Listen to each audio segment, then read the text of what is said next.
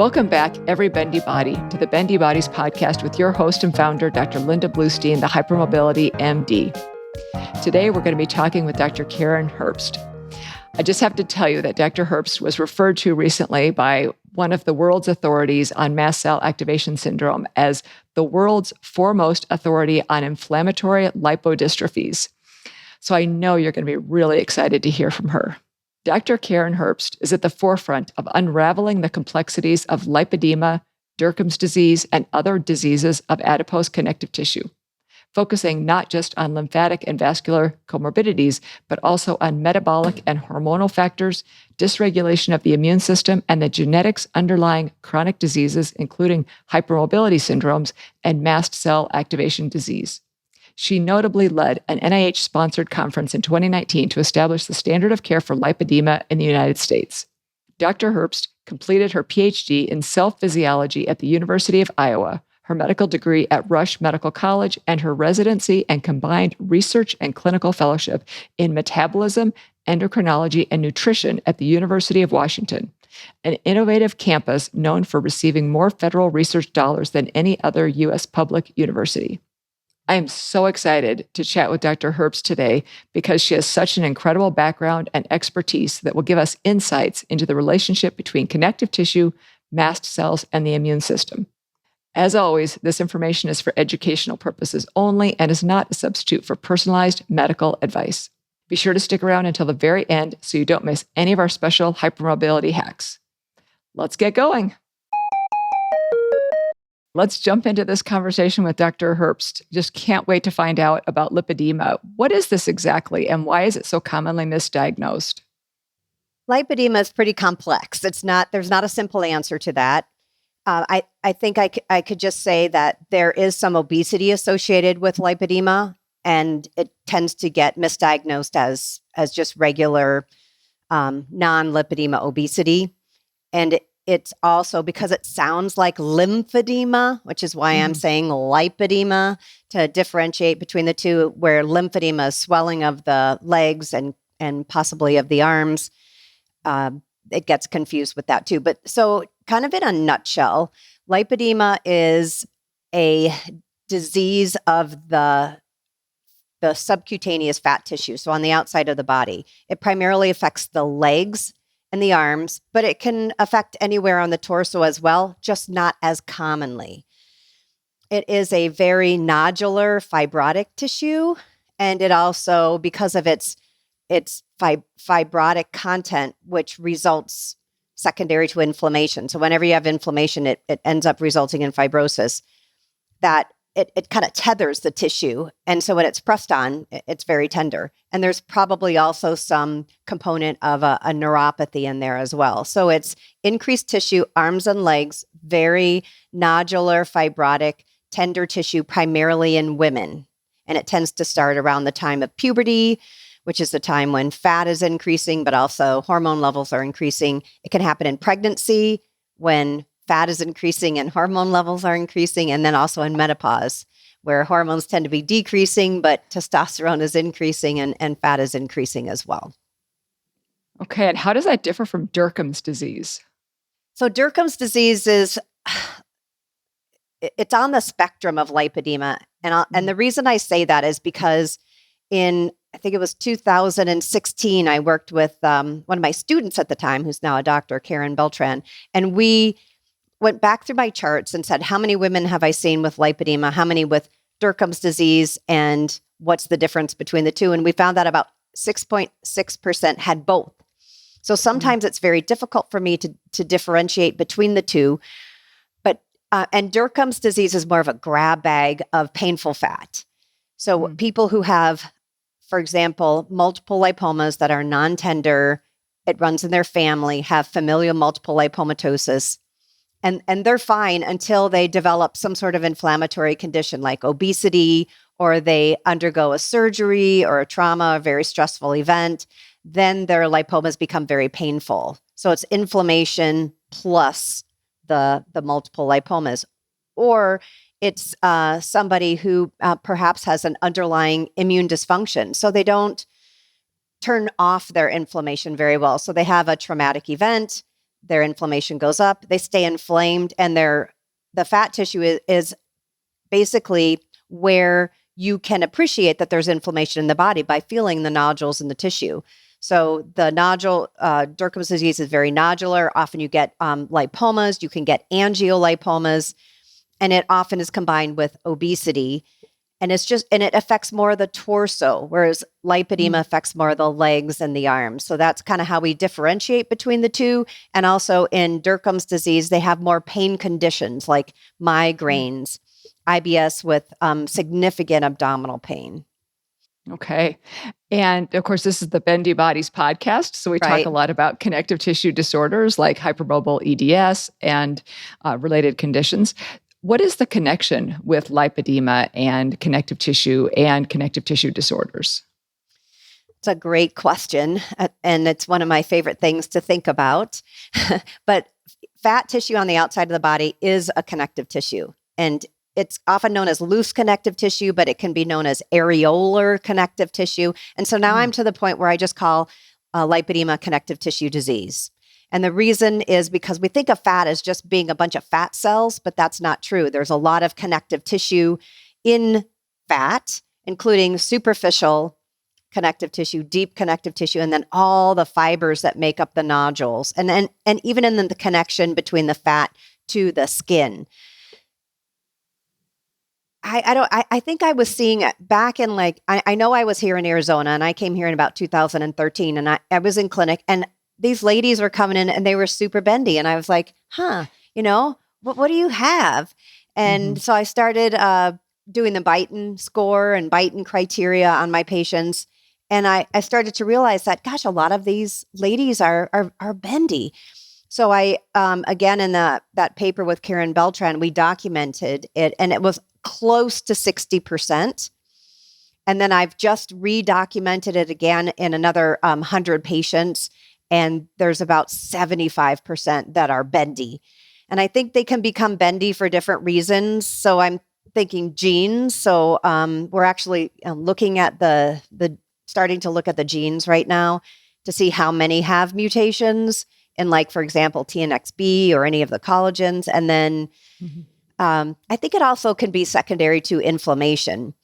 And I think that they're associated because a lot of times when you have connective tissue mutations, you have a loss of elasticity.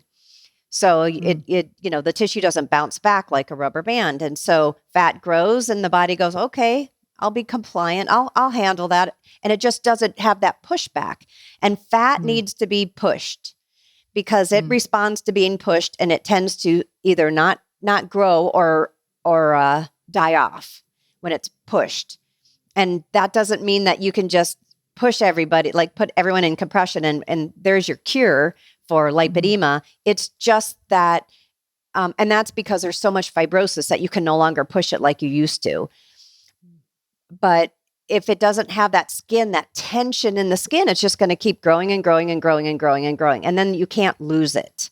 And if you do lose it, you're going to have the sagging skin, just as if somebody who had obesity had bariatric surgery or liposuction. So I think, they occur together. Does one cause the other? Does the other cause, I don't know. It's the chicken and the egg.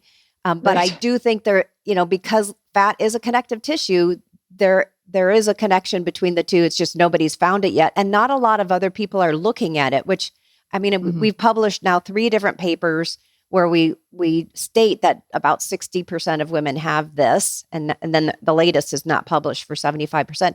Why aren't other people looking at it? I have a friend in Spain and he says it's about 80% in his population. Wow. Percentage of people with lipedema that appear to be on the hypermobility spectrum is what you're saying. Exactly. Yeah. Okay. I just want to make sure we understand that. Okay. That's really fascinating. Is it possible to have lipedema without obesity? Yes. Or do they always come together? Okay. Nope, they don't always come together. And I think lipedema is kind of a mixed bag as well of how do you get to a point where we diagnose you with lipedema. And we have a lot of very small women who we diagnose as stage 1. So stage 1 means the skin is still really smooth, but you can feel all those little pebbles on the arms and legs. And then stage 2, you get more dimpling, more fibrosis, where the skin is actually being pulled down because the fibers are contracting. And then stage 3, you're actually forming lobules of skin and tissue. So it's those women with stage 1 that I think may have some other pathway to developing lipedema versus the much larger women who have obesity in stage 3 or stage 2. And it's probably linked to the immune system again. And what's the difference between lipedema then and cellulite, or the connection between them if there is one? So if you look in the German cellulite literature, or even in the Italian cellulite literature, they put it on the same spectrum. So they're both fibrotic, but the cellulite tends to occur in places like the buttocks, the posterior thighs, the lateral thighs, sometimes the anterior thighs, but a lot of times in the posterior aspect of the body, whereas lipedema is kind of diffuse everywhere. So it's like cellulite on steroids. Mm-hmm. And I don't think that a lot of people talk about lipedema in relation to cellulite, because if we do that, then insurance companies are going to think, oh, this is just cellulite, and they're not going to cover treatment. So we kind of shy away from it. But there are definitely similarities. And when I was first trying to understand lipedema, I was reading the cellulite literature. And people that have lipedema, do they have other signs and symptoms that we should be aware of? They do. They can have many, especially if they have mast cell activation disease or syndrome, then it's widespread. But common things that we tend to cite are that they have easy bruising. And the reason for that is part of their underlying pathophysiology is that they have leaky vessels. And we showed that in a biopsy study, and then another group out of Austria showed that actually using a functional assay and AI. So there's at least 2 studies. There might be a third. And that means that these vessels are very weak. And that could be due to the connective tissue variation, some sort of mutation, or it could be due just to widespread inflammation. And we don't know the difference right now. It's too early. Those studies are too early.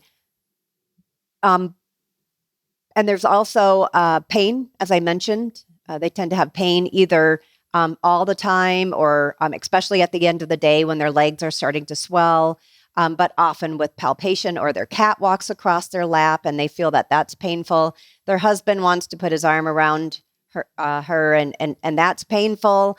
And that's why they actually are seeking treatment, because these are, that reduces their quality of life. And then I did mention swelling. They tend to have swelling by the end of the day. So that if they stand too long, walking in compression does help. If they sit too long, sometimes they can also get swelling. And there is controversy of whether there is edema in lipedema. So in the US, we think that there is. And actually, we just finished a research study that I think will be very helpful in supporting that. And that, but in Germany, there was a group that absolutely denies there's edema and lipedema. So the battle goes on, but that actually is good because it makes you work harder to really prove, when things are true. So easy bruising, pain, swelling are, I would say, 3 of the most common things. Now, when you're working up lipedema, what kind of things are you looking for? What kind of lab tests are you doing? What kind of studies are you doing? So lipedema remains a clinical diagnosis, which is unfortunate. We don't have a biomarker. We don't have good imaging studies that can help us differentiate between lipedema and non-lipedema fat. There is some really interesting work coming out of Vanderbilt, Shelley Krasinski's work, where they've found increased tissue sodium in the tissue, much more so than in obesity. But that's not available for just regular clinical diagnosis at this time. When I look at labs, the lipid panels tend to be awesome. The hemoglobin A1C or other indices of prediabetes or diabetes are completely normal. CBC is normal. a comprehensive metabolic panel's normal. Every once in a while, sometimes I get a compliment. So I get a CH50 or a CH100, which just looks at the whole complement pathway. That often is elevated, but I've done some intense work in the complement pathway itself through Cincinnati Children's Hospital. And really, there was nothing consistent that I could find. So I kind of gave up on that. But we do know that complement actually mediates the interaction between the macrophage and the adipocyte. So I'm sure that complement's involved somehow. We just don't understand more than that. So labs, I like to get a CBC with differential, a comprehensive metabolic panel. I like a fasting insulin level and a hemoglobin A1C. And the reason, and a lipid panel. And the reason for that is metabolic disease often occurs concurrently with lipedema.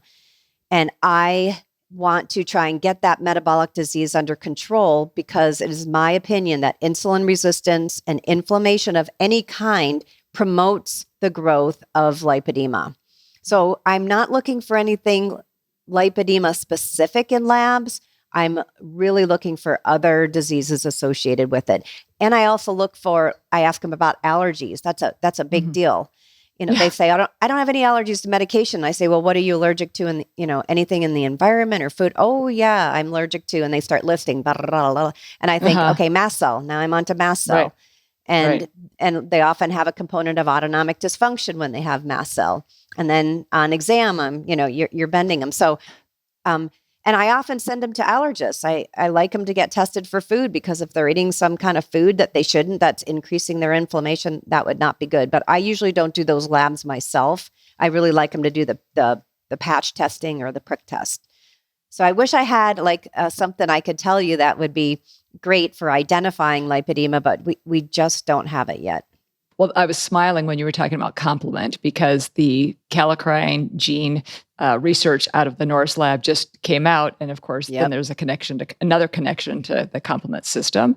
And I guess too, I would love to, when you said, I think you might have used the word awesome, or I can't remember the exact word that you used, but when you talked about the lipid panel, are you finding certain patterns with that or? Not really. No. So we actually published a paper showing that as you increase in stage, but also increase in weight and BMI, that the lipid panel does get a little off. So the HDLs tend to decrease a little bit. The triglycerides increase a little bit, and the LDLs I think stay the same or increase a little bit too. It's not dramatic. And these women who have BMIs 40 or higher don't have diabetes. So the subcutaneous adipose tissue is somewhat protective against prediabetes and diabetes. Interesting. Okay. And in terms of autoimmune disease, what's the relationship between lipedema and autoimmune disease if there is one? I wish I knew, but if I get an ANA, it's generally negative unless they have an associated disease with it. It's not due to the lipedema. So if they do have an autoimmune component, it's not going to show up as an ANA. There's probably something else going on that we just don't understand. Okay. And does lipedema always progress or does it sometimes just stay stable? That's a great question. I'm laughing because that's also a point of contention. Often I think what happens with lipedema is that there can be an increase in weight and BMI over time, but I think that's really due to inflammation rather than primarily due to lipedema, because if you can do bariatric surgery or give them a GLP-1 agonist, you can get a lot of that weight off.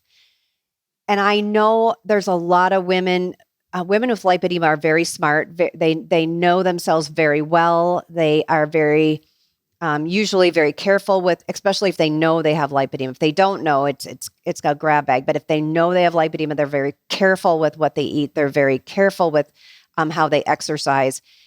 And there's a lot of them that can just stay in the same stage.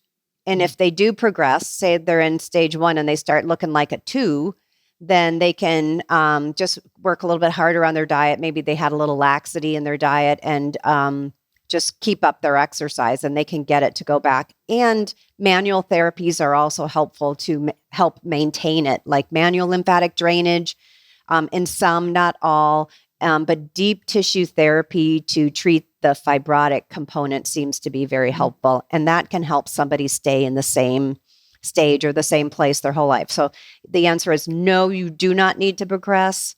Can you progress? Yes, oftentimes due to the presence of inflammation from many sources. Okay. And let's dig a little bit more specifically into what you were just saying about nutrition. I know you've published a lot of really great papers on the topic of treatment of lipedema and nutrition specifically. What are some of the things that you think are most important for people to do? I would say the most important thing to do for nutrition for lipedema is to eat well. And I think there's all sorts of different ways to eat. And the ladies who seem to do the best are either on an anti-inflammatory plant-based diet. And they're very, very careful. They don't stray off the diet. They're just, they love it and they're anti-inflammatory and that's that. And that works for them. Other eating plans that are very successful include the keto diet and variations thereof. And also intermittent fasting is very helpful as well. And a lot of women combine keto with intermittent fasting. The only problem I have with keto is that I would say more women go off the keto diet and then regain weight than the women who are on the plant-based anti-inflammatory diet. So I think a lot of the women who choose that plant-based anti-inflammatory diet, that's how they like to eat. That's how they grew up eating, and they're very comfortable in that space. You can find the same thing with in women who are on the ketogenic diet, but it just seems like so many come in and they say, "Oh, that didn't work for me." And I said, "Well, why didn't the keto work for you?" Well, Christmas came along and I had a few carbs, and then I did, and then I went off, and so I find it's a little bit harder to do keto, especially if nobody else in the family is doing keto at the same time. Yeah. No, that definitely makes sense. And when you're talking about anti-inflammatory plant-based, what about fish? Would that play a role in there? That absolutely. Pescatarian is I would say that's in the same space. And sometimes, people on anti-inflammatory diets eat meat as well. And I think that's, I think maybe not beef very often because that has, very saturated fats. And I think fats are really important in lipedema because all membranes are made of fatty acids. And if you have a lot of omega-6 fatty acids, that stiffens up that fat cell membrane, which isn't good. So I like people to take in more omega-3 fatty acids. And I like to run an essential fatty acid profile to take a look at kind of where people are. Not great, but at least it's something. Can you elaborate on when you were talking about the omega-6?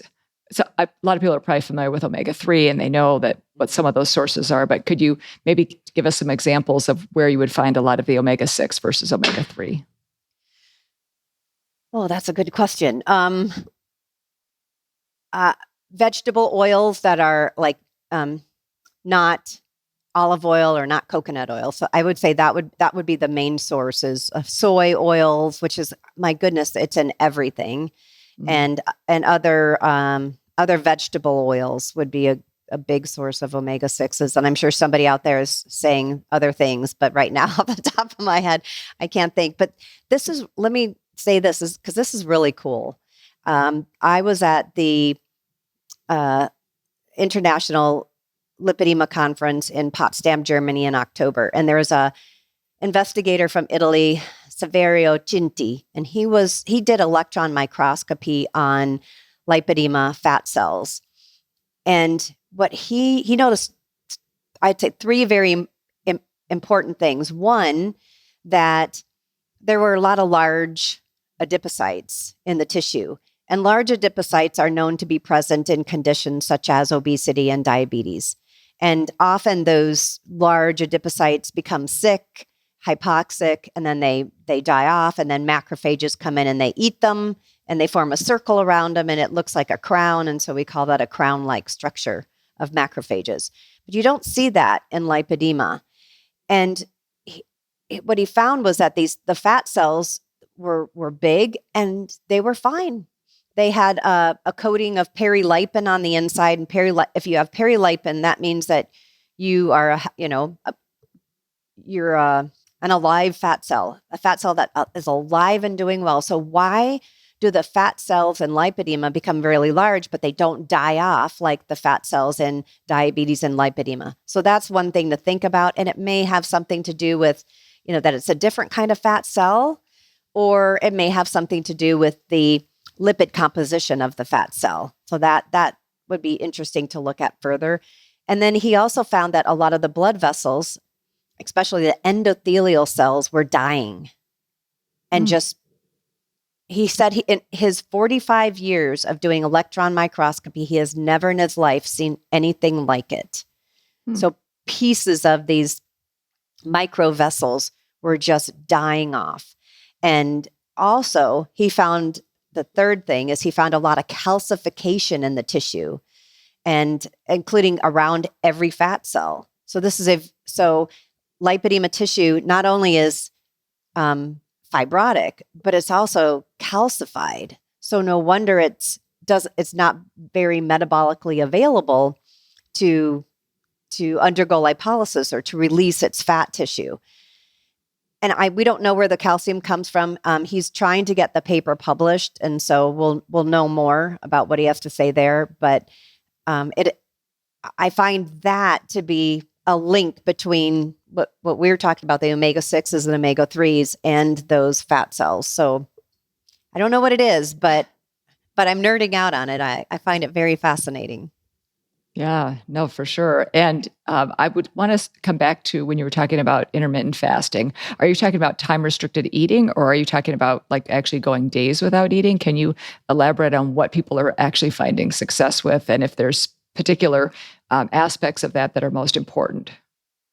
So what I see in terms of fasting in women who are successful at it, who have lipedema, is that either it's time restricted, so they're not eating till like 10 in the morning or noon, but also some of them go on 3-day fasts. And they find that when they don't feel good, they kind of feel like they're in a flare, they will do a 3-day fast. And as they go through the 3-day fast, they feel better and better and better. And then they go back to their eating plan. And often they combine that with time-restricted eating as well. Now, when they're doing that 3-day fast, they're drinking water. I'm sure. What, if anything, is being consumed besides plain water? Some of them drink bone broth, herbal teas, usually like clear liquids, basically. But no, they primarily focus on water and non-sugared electrolyte mixes. That's like a 3-day colonoscopy prep, I think. Yeah, pretty much so. But it really makes you wonder why they have to do that. What is it that they they have like a low or a higher threshold for a signal that happens without lipedema overnight. So overnight we fast and maybe we turn on a signal, but they're not turning it on. It takes them 3 days to turn it on. And often they don't go into ketosis very quickly either. It can take like 48 hours to go into ketosis. So that third day seems to be relatively important. And it's not something I'm recommending for everybody. Sure.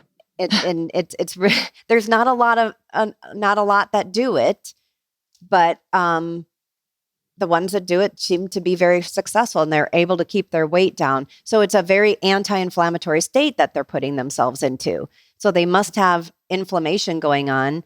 And when their inflammation levels rise too high and they can really feel it, that's when they do the fast and get that inflammation back down. It would be nice to know why their inflammation is going up.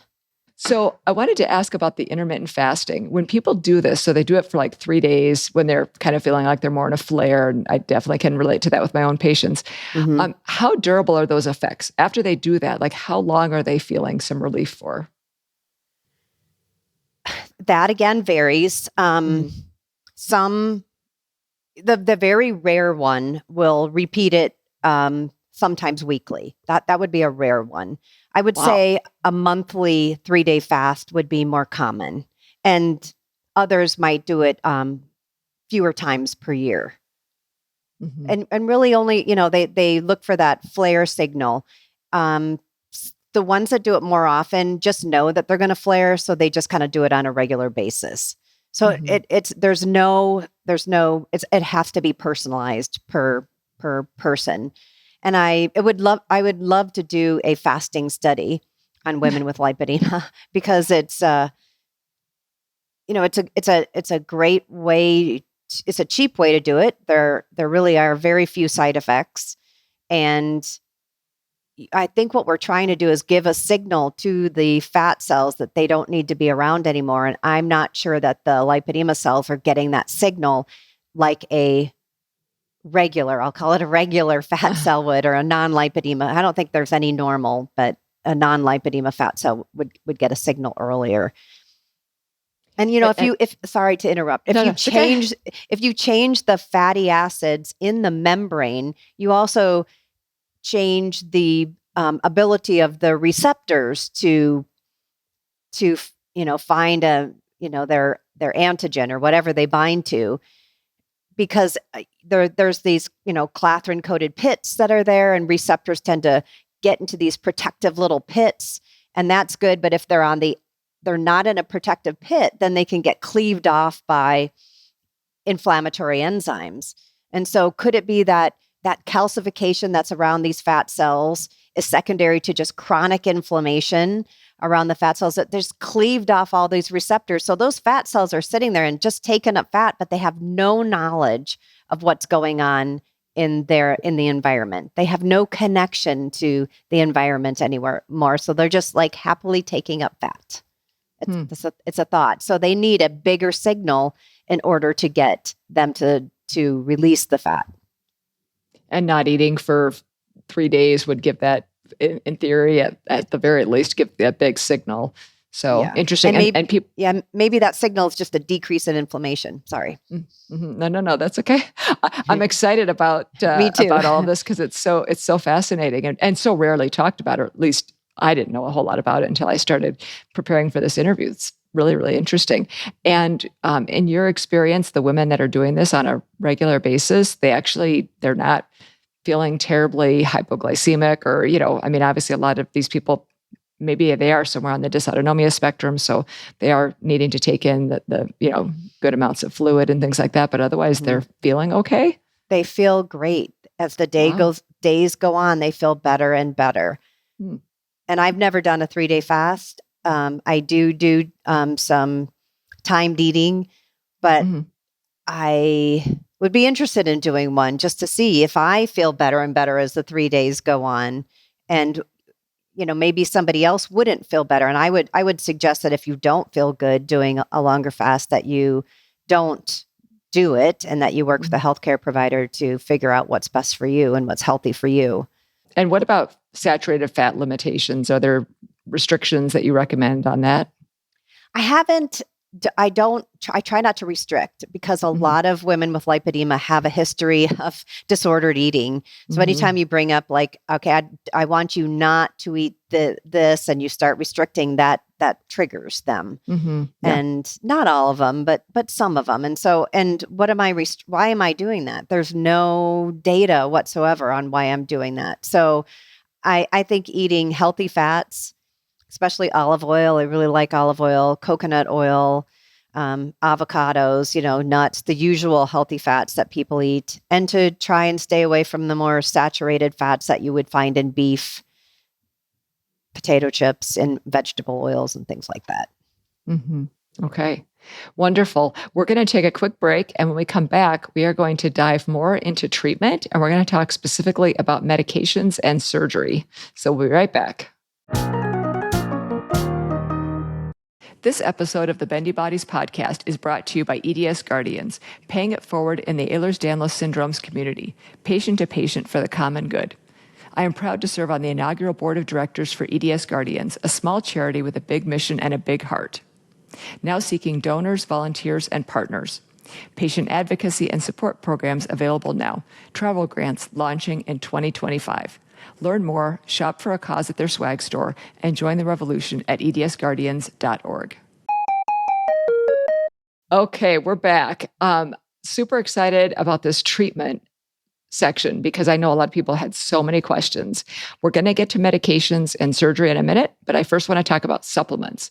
Are there any supplements that you commonly recommend, and what are your favorites? What should we know about that? I do have some favorite supplements. Because because there's a microvascular disease, I tried to think of supplements that are going to target that and decrease the inflammation around the vessel. So we're stopping the leakage of fluid into that interstitial space, because that seems to be overwhelming the lymphatic vessels. And it also seems to be generating an increase in the glycosaminoglycans that then bind up that water and form a gel, so that flow through the interstitial space is slow. And then that everything just compounds. So when I see a woman with lipedema, one of the things I do is I look at her veins in her legs, and I just use a thermal camera because I'm not a vein specialist. Mm-hmm. And with a thermal camera, I can do it super quick, and I can just say, do you have varicose veins or not? So first I look for spider veins. 80% of women with lipedema have spider veins. Then I look for varicose veins. If I see them, I'm going to refer them on to a vascular specialist and just get a better baseline idea of what their veins look like. But I'll also start recommending diazomin. And diazomin comes from the rind of citrus fruit. So if you're allergic to citrus, you can't, probably not a good idea if you take it. But diazomin is well known to decrease inflammation around the veins. And so I'm, fingers crossed it's happening around the microvessels. And because it decreases inflammation in general, it improves lymphatic pumping, because inflammation in general in the body slows lymphatic pumping, which is why in part people who develop obesity and inflammation along with that have slow lymphatic pumping and are at great risk for obesity-related lymphedema. So I'd say diazomin is kind of my go-to. Interestingly, fatigue and brain fog are prevalent in the lipedema population. And so I'm thinking maybe they have some underlying mitochondrial dysfunction. And so I often give them nicotinamide riboside, which we know kind of revives your mitochondria. And then along with it, I give them a B vitamin, unless they have MTHFR mutations, then it's a methylated B, and then also a good CoQ10. And then from there, it's really personalized, and things like berberine. Berberine if they have some looks like they're insulin resistant, they have inflammation, metabolic disease. I often recommend berberine because of its insulin sensitizing effects. It's also a baby GLP-1 inhibitor, so it increases GLP-1. So. And then just, I just good stuff for connective tissue, like vitamin C. I like them just at least to take a little vitamin C. I used to recommend selenium. Everyone knows me for selenium, but usually, it's easy to get your selenium levels too high. So I try not to give extra unless, if they really want to try it, I measure their blood level. If it's low, then I'm okay with it, or it's low normal. But I just don't want them to go over, because of the very few studies that have showed that increasing selenium levels can increase insulin resistance. And we did publish on we published on a whole slug of supplements that potentially could be used for lipedema, but there's no studies really on it. Alexandre Amato from Brazil did publish a little bit on anti-inflammatories and lipedema, and he has some proprietary blends that he uses. But I think I like people to get it from their food. That's why I don't want to over supplement people. I want them to, so that's I know the keto is really anti-inflammatory. So you're not going to push, carbs on them through vegetables, but I do for the people who are eating more plant-based or just like a low carb type of eating plan. I tend to encourage rainbow colored fruits and vegetables to get all those bioflavonoids. Yeah, and if they have mast cell activation syndrome, then of course, you have to take that into consideration as well, right? So, and then the potential for excipients in the supplements. So crazy, right? So that's what I usually say is, and I look for, get the cleanest supplement you can, but all supplements have it. You could get the powders and put it in your own little capsules if you want to. It's just a lot of work. And yeah, so I used to supplement a lot more, and I supplement a lot less now, and try to do it through food, exercise, manual type therapies, and tools. Women get a lot of tools, muscle massagers that they use, at home. So you're really manipulating the tissue from the outside, trying to eat healthily and get anti-inflammatories through your food, and then moving just to keep the fluid moving out of the legs using that calf muscle pump. Excellent. And a couple of the things that I had read in some of the papers you had written were DHEA and yohimbine. Yes. Yeah. So DHEA, is an androgen. So the question is, are androgens good for lipedema? And there's a number of women that have transitioned from male to female. And the question is, I'm in a family with lipedema. Am I going to get lipedema? Very possible if the right genes are there, and we don't even know what those genes are. Nobody's found a gene for lipedema. Nobody's found 2 or 5 or 10 genes for lipedema. So it's kind of like hypermobile Ehlers-Danlos. I think the genes are going to start coming out like one by one. Mm-hmm. But there was a really great family study that came out of Australia, and they looked at beautiful families, and they couldn't find a gene. So it's going to be difficult. But back to the DHEA. So I think men are protected from lipedema more than women. So is it the androgens that are helpful, and could DHEA be helpful? I'm a endocrinologist, and we were trained, do not give DHEA unless they really need it, unless they're really low, because there can be some issues with taking, DHEA, especially if you take too much. It can increase your testosterone levels. But the reason why a woman with lipedema would take DHEA is it increases lipolysis in fat cells. And so the thought is that you're going to get decreased, you can decrease some of your fat tissue. And I know of a woman who takes DHEA. She has for years, and she has maintained the same stage of lipedema, but she's a plant-based eater and an avid exerciser. And she also has really good mindfulness practice, which I think is really important in lipedema because of, the years of not knowing what you have and how women get treated if, they have too much fat tissue on their body. But I digress. But I think DHEA is okay. I just, I feel like in that case, it would be a good idea to work with a healthcare provider and get your DHEA level measured and not go too high above normal. Mm-hmm. And then yohimbine. Yeah, sorry. Yeah. So yohimbine, I'm laughing because I always try these supplements. So I tried DHEA for a while just to see like what happens to me. I tried yohimbine, and I was in clinic.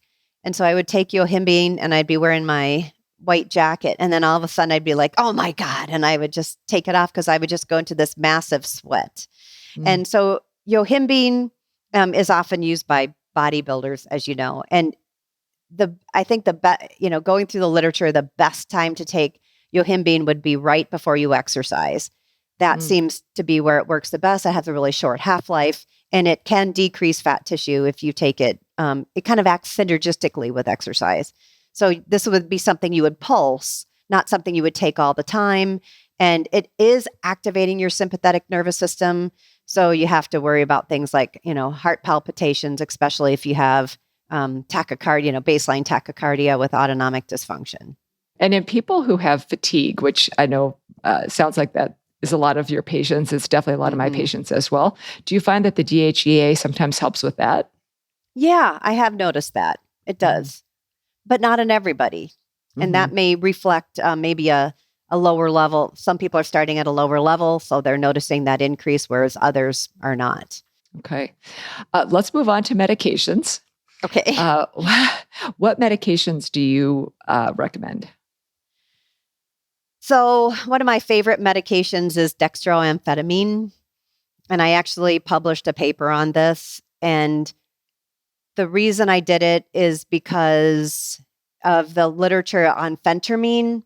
And I'm not as big of a fan of phentermine as I am dextroamphetamine, because phentermine tends to have to be used at higher levels. And then it's at greater risk for downregulating the adrenergic receptors that it binds to, and thereby losing its effectiveness. So you have to take holidays.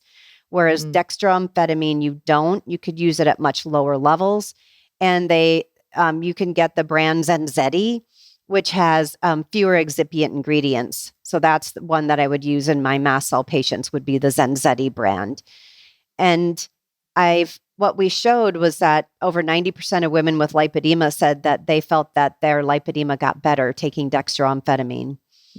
And we're talking and if you had a medication like that, it would be a blockbuster, like the GLP-1s, right? So they lost weight, they had a lot more energy, they had a lot more focus, and more motivation, and they were more active in their lives. There was a very teeny reduction in sleep. It was almost negligible, and nobody abused it either. So, they weren't ordering it ahead of time and taking extra. And I use doses as low as 2.5 milligrams. I tend to use that for my very sensitive patients with Dercum's disease who have mast cell issues and are usually bedridden. And a 2.5 milligram dose can get people out of bed and living their lives again, which is just incredible.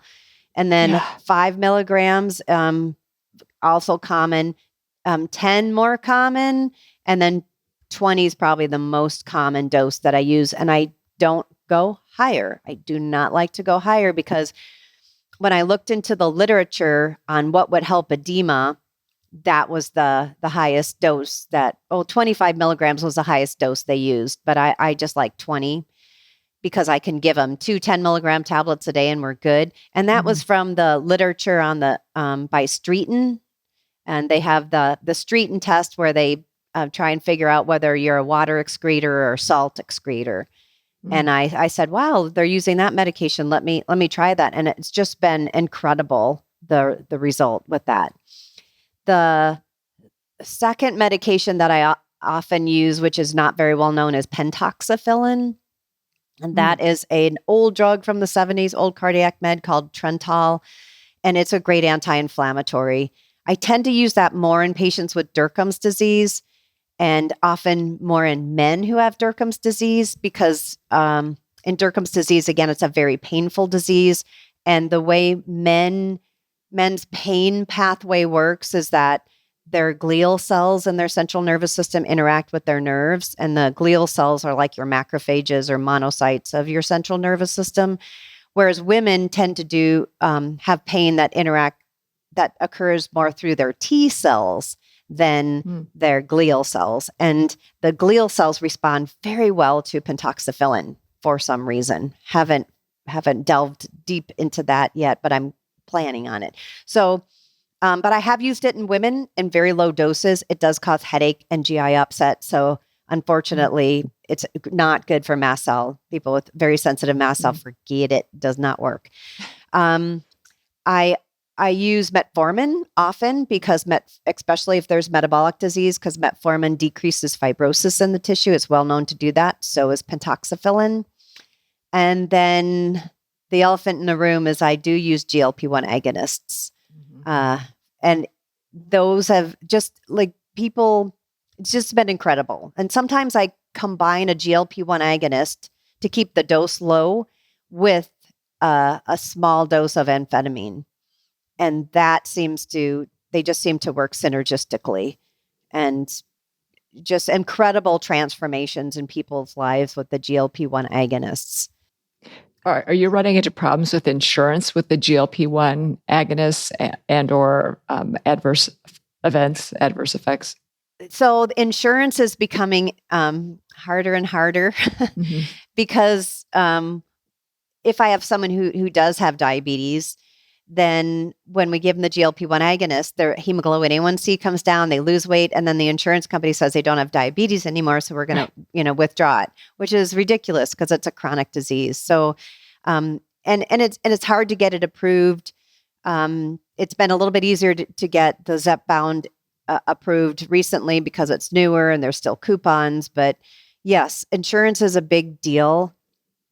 I wish it weren't as hard, but I understand these are expensive medications and so many people are taking them and the insurance is trying to push back on it. But side effects, a lot of my patients learn to manage their constipation, and some of them have almost no side effects. And some of them don't respond to GLP-1 agonists. Not that many, but I've had a number of them, and I didn't believe it. I'm like, well, you only tried the semaglutide. Let's put you on the tirzepatide. Put them on the tirzepatide, and sure enough, they didn't respond.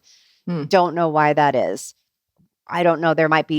Maybe there's some mutations in the insulin receptor or the GLP-1 receptor. Or just don't know.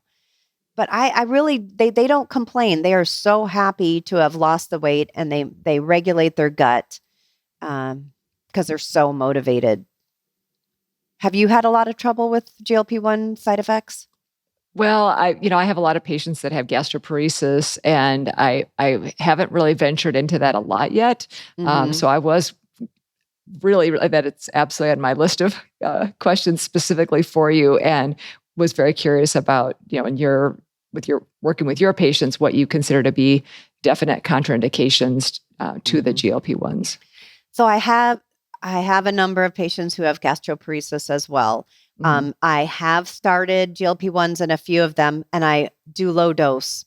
And I'm very reluctant to keep increasing them because of their guts.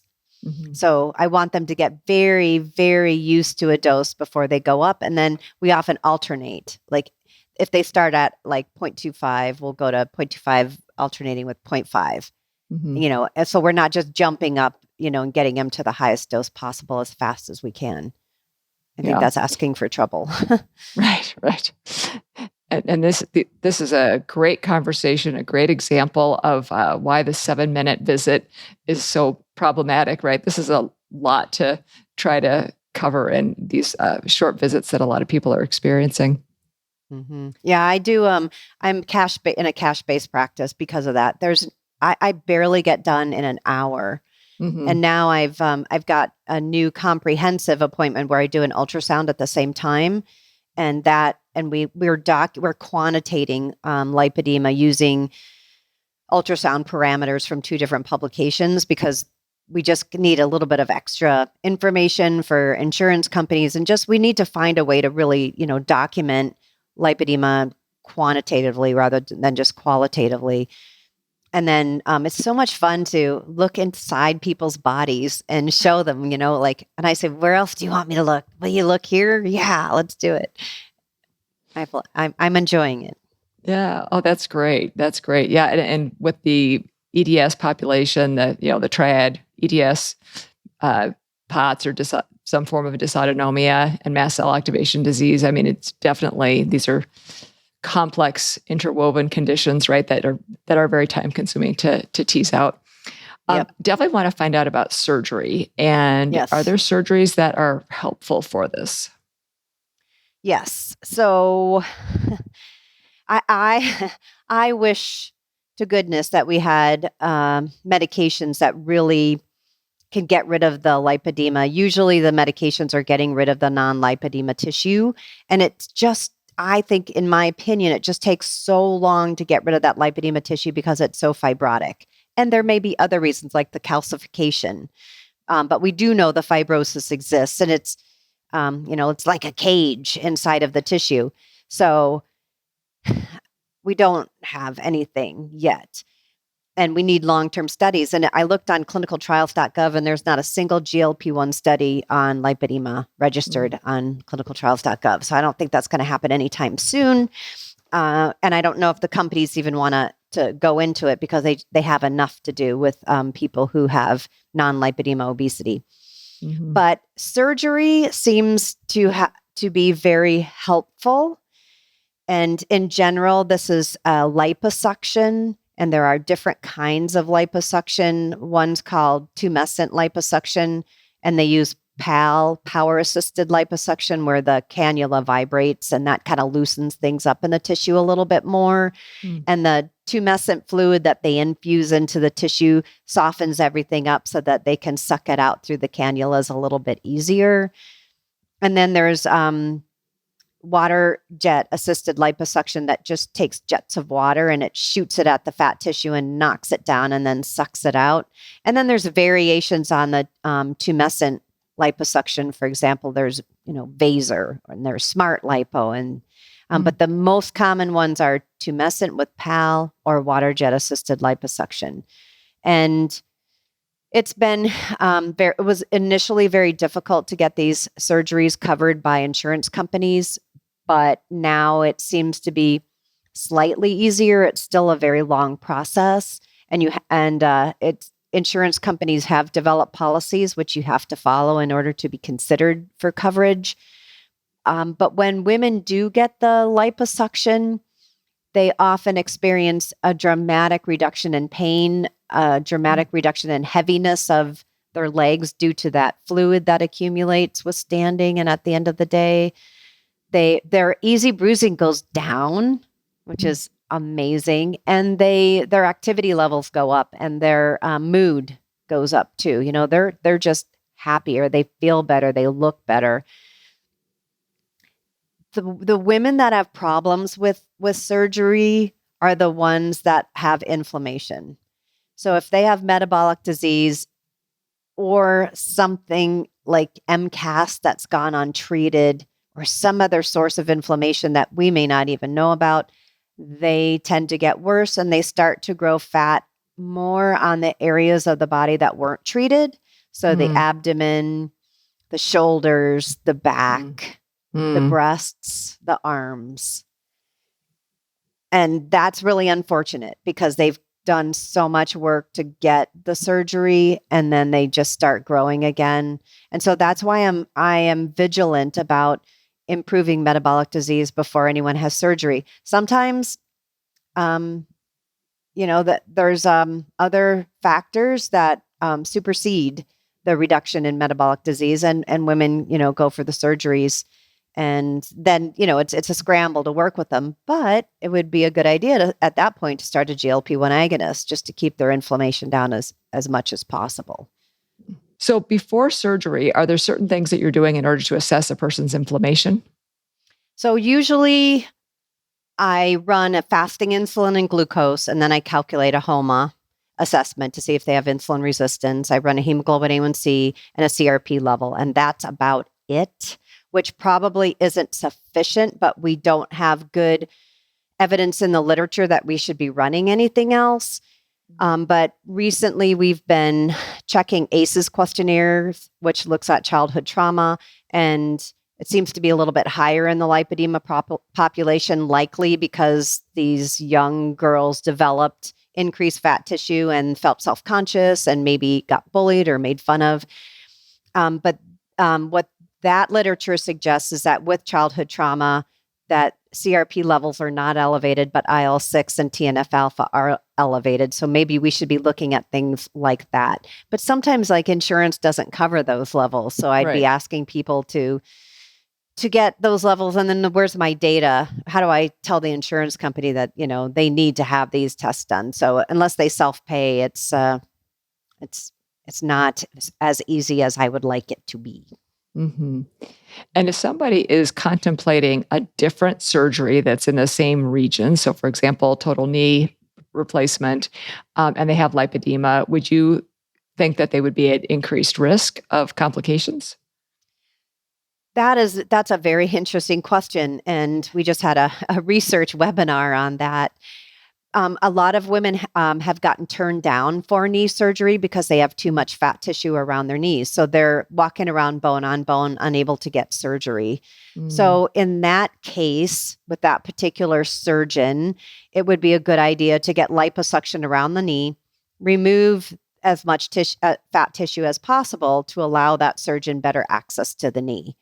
There's also a weight issue. So, you also have to look at optimizing nutrition and exercise and maybe weight loss medications like GLP-1s or others. And then there's some women who they have surgeons that just go ahead and replace the knee, and they really haven't had any problems. So I think it's very dependent on the surgeon.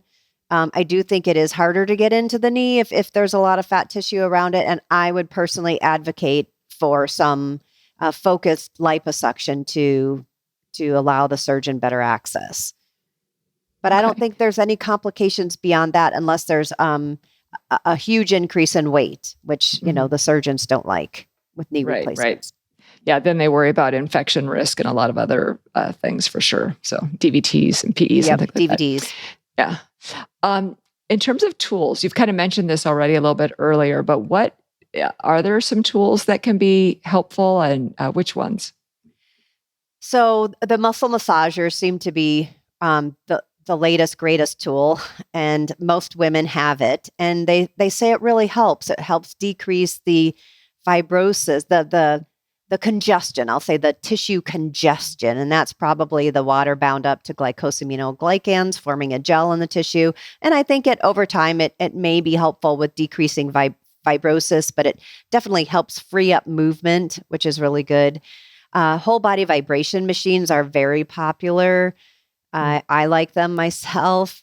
They increase blood flow, increase lymph flow, build bone and muscle.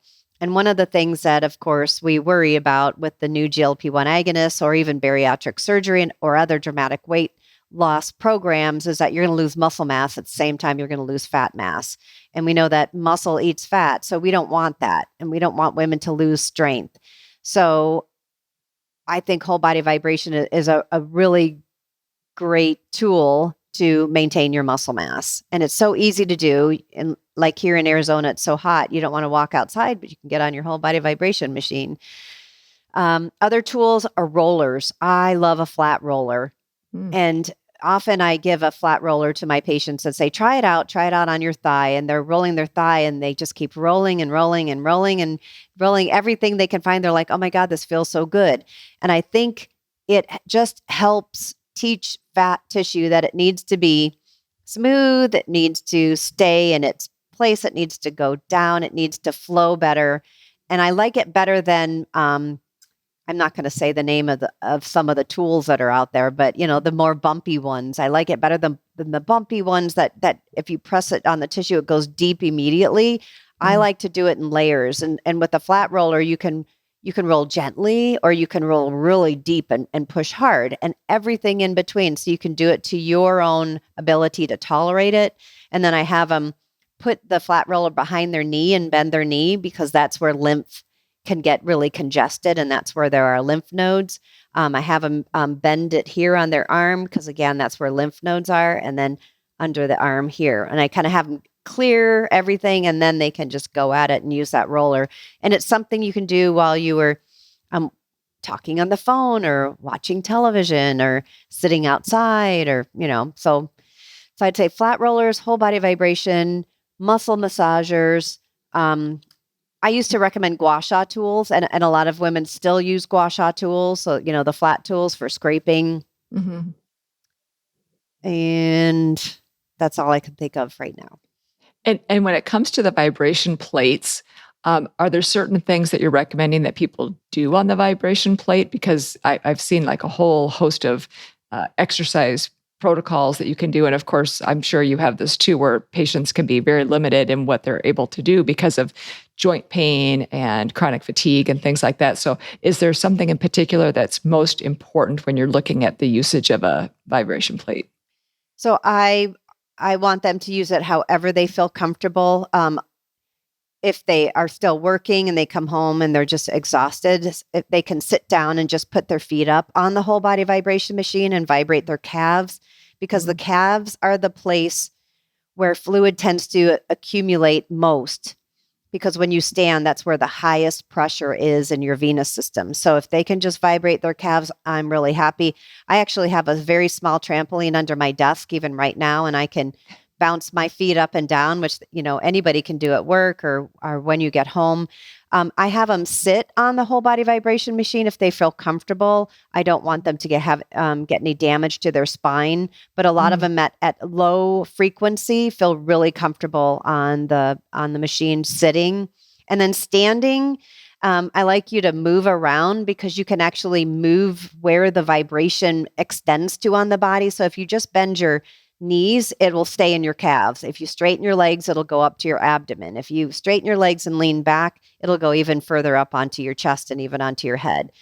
And then lastly, if they're just, if they want, they can just put their arms on the machine, sit next to it and just put their arms on it and get some whole body vibration of their arms. So whatever they feel comfortable doing. And then when you're standing on it, you could do squats, you could pull on rubber bands, you could just do all sorts of things if you want to elevate the experience. Okay. Last question before we get into the hypermobility hack. And I could probably ask you, hours and hours more, but I want to respect your time. What about mast cells and hormones? And are there certain ways in which they impact lipedema that we should be aware of? Yes. So there are some data in the literature suggesting that estrogens can make lipedema worse, especially through inflammation. And one of the pathways I think that estrogen does this is through mast cells. So estrogen can directly activate mast cells and turn them on. So if a woman is estrogen dominant for whatever reason, and that could be just she has excess fat tissue because fat cells generate aromatase. Aromatase changes androgens into estrogen. So almost by definition, many women who have excess fat on their body could be estrogen dominant.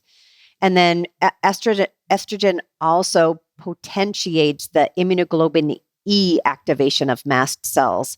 So it's activating mast cells through two different pathways. So the question always comes up, if I have lipedema, can I go on the birth control pill? Or if I have lipedema, can I go on hormone replacement therapy? And we don't have the answer to that, but I can give you anecdotally what I have seen over the years.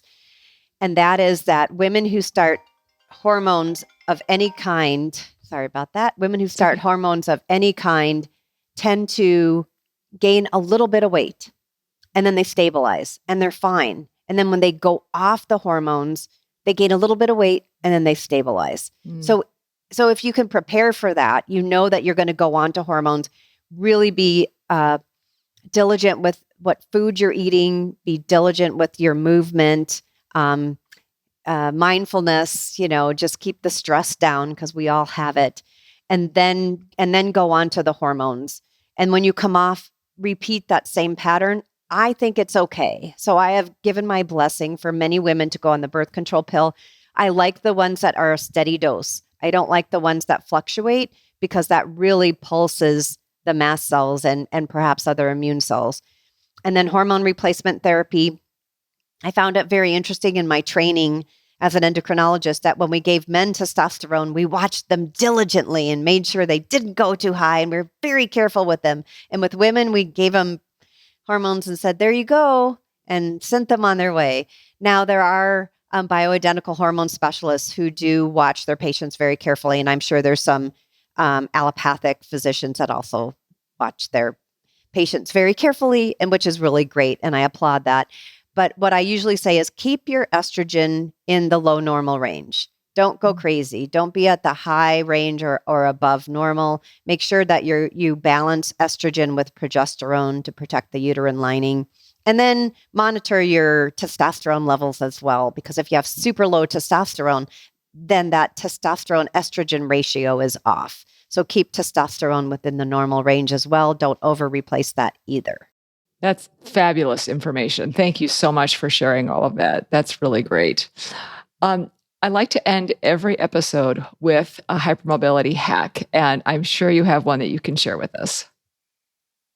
So I guess I'm a big fan of compression garments, Mm. and I like how it shapes the body and gives support. And I don't know if you know this, but I have hypermobile EDS, and I I wear did not compression. know that. Yes, I do.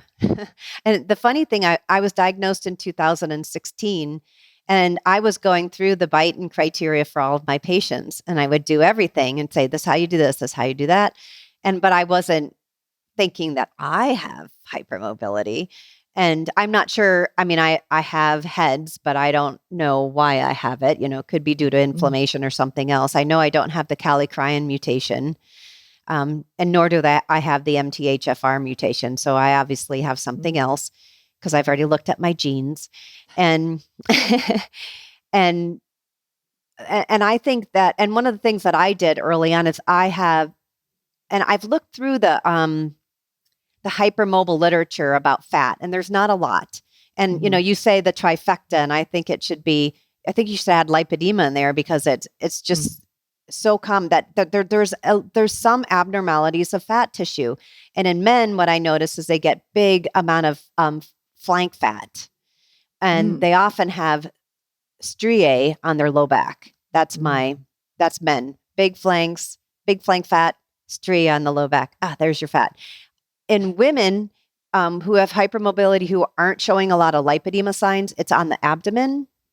So some abnormal tissue on the abdomen, and that's often found in vascular EDS. And then just a little bit of increased fat on the calves. Not a lot that you can see, but when you pinch it up, you can get a kind of a glob of it. And that would be the type 5. So the location, we have different stages for lipedema. We have different types, and the type 5 is very rare, and you only see it on the calves. So I think that compression becomes very important in that case. So you want to compress the calves for sure, and an abdominal compression, or anywhere that there's increase or abnormal fat tissue, especially what looks just like cellulite. I think that needs to be compressed as well because that's inflammation. There's inflammation in that tissue, and it reduces pain. It improves fluid flux. It whisks out inflammatory mediators. Shapes the body really nicely. And I think it's just really supportive, especially as we age. Okay. Well, I love that. Thank you so much, Dr. Herbst, for joining me today. This was such a fantastic conversation, and I know that the listeners are going to really just find this incredibly helpful. Before you go, can you let me know if you have any certain projects that you're involved in right now that you want us to be aware of, and also where we can find you? Sure. So I have just switched practices. So I am brand new with the Roxbury Institute, and the home base is in Beverly Hills, but I am located in Tucson, Arizona. I am working on a number of papers, trying to get them all written up and out in the literature. But we are planning a study on cavitation for lipedema with Karen Ashforth starting in January 2025. And cavitation is basically sound waves that go through the tissue and loosen everything up. So that might be another great tool for women to use. And then I am heavily into the genetics. And my goal is not to do large population-based genetic studies or even family studies right now. What I'm using genetics for is to improve the health of people. And so we're looking for things like deficiencies or obvious changes in the inflammatory milieu that we can do something about.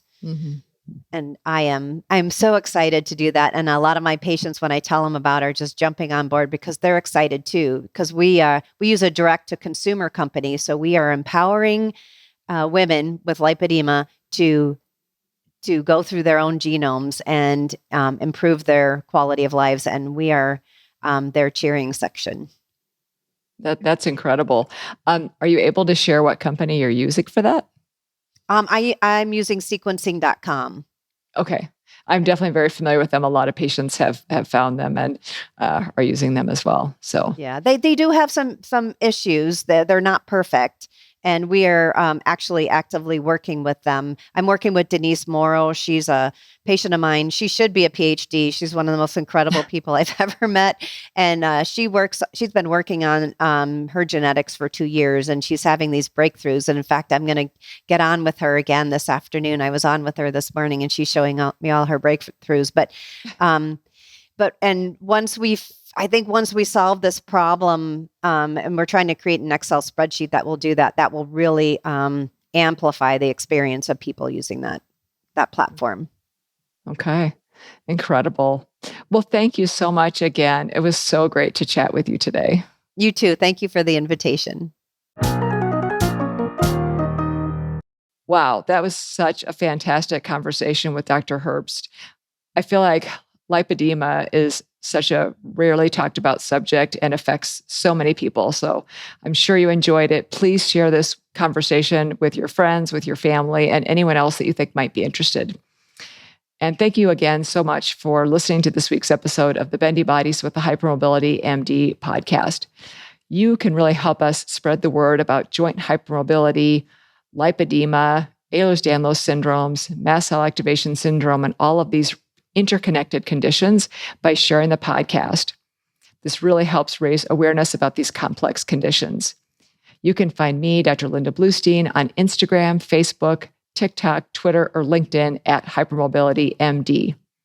You can work with me one-on-one by visiting hypermobilitymd.com and exploring our services. You can find Human Content, my producing team, at Human Content Pods on TikTok and Instagram. You can also find full video episodes up every week on YouTube at Bendy Bodies Podcast. To learn more about the Bendy Bodies program disclaimer and ethics policy, submission verification and licensing terms, and HIPAA release terms, or to reach out with any questions, please visit bendybodiespodcast.com. Bendy Bodies Podcast is a Human Content production. Thank you for being a part of our community, and we'll catch you next time on the Bendy Bodies Podcast.